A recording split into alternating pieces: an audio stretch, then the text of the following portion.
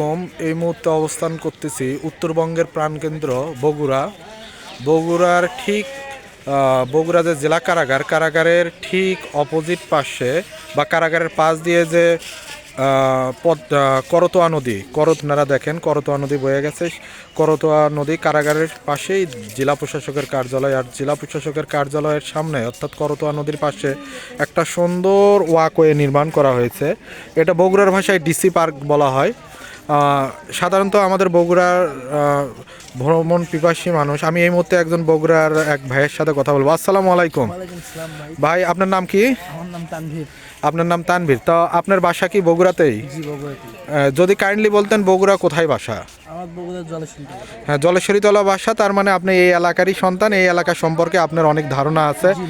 আচ্ছা, আমরা এর আগে দেখেছি এই এলাকা, বিশেষ করে এই যে আপনাদের এখানে যে ডিসি পার্ক যেখানে হয়েছে, এখানে আমরা এক সময় দেখতাম জঙ্গল এবং খুব বাজে একটা পরিবেশ। এখানে কুকুর শিয়াল থেকে শুরু করে অনেক বন্যপ্রাণী থাকতো, এছাড়া একেবারে ঘিঞ্জি পরিবেশ। কিন্তু আপনি দেখেন মাননীয় জেলা প্রশাসকের উদ্যোগে এখানে সুন্দর একটা ওয়াকওয়ে নির্মাণ করা হয়েছে। আপনি কি এতে সন্তুষ্ট? আমি খুবই সন্তুষ্ট। আমরা এখানে এর উপকার অনেক পাচ্ছি। যেমন আমরা সকাল এবং বিকাল করে জগিং করতে পারতেছি, হাঁটার জন্য।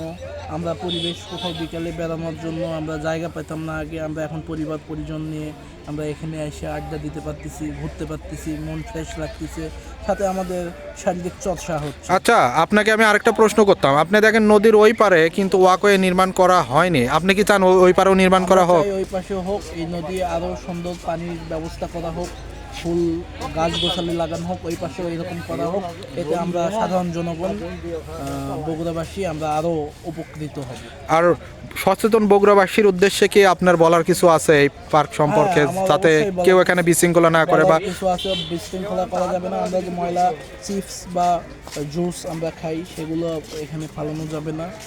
আমরা সবাই আমাদের শহর পরিষ্কার পরিচ্ছন্ন রাখবো। তো এইভাবে আমরা শহরকে এগিয়ে নিয়ে যাবো ইনশাল্লাহ। তো ধন্যবাদ তানভীর ভাই, আপনার কাছে আবারও ফিরে আসবো। ধন্যবাদ। তো যাই হোক, আমরা এখানে বগুড়ার একজন সন্তান তানভীরের কাছ থেকে আমরা শুনলাম ডিসি পার্ক সম্পর্কে। তো আপনারা দেখেন সেই করতোয়া নদীর ধারেই সুন্দর একটা ডিসি পার্ক। এটা সাধারণত বগুড়ায় যারা বাড়ি তারা জানেন, এটা মাটিডালি থেকে শুরু করে বনানী পর্যন্ত দুই পাশে করার কথা। দেখা যাক, পুরোপুরি কাজ এখনও শেষ হয়নি। পুরোপুরি কাজ যদি শেষ হয় তো আরও দৃষ্টিনন্দন হবে। ধন্যবাদ।